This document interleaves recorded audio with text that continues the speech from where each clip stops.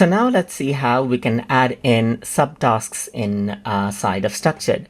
So here you can see that I have check emails as a task, but I may have subtasks for this as well.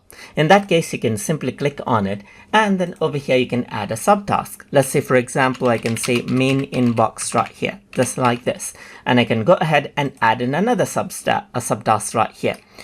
Office inbox right here, just like this. And I'm going to go ahead and say personal inbox right here, just like this. So you can go ahead and then add in subtasks like this and update out the task. And once you do that, you actually see the subtask right here, which is check mark right here. And you can go ahead and check it one by one, as you can see right here, and you can see the number of them just like this as well.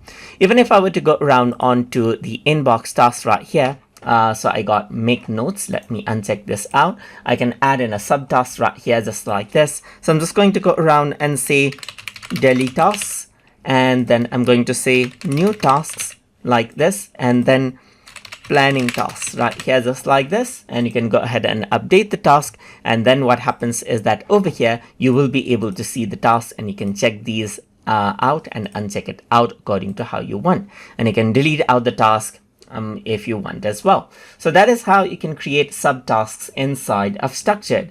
So I hope you guys learned something as always. And as always, please like, comment, share, and subscribe.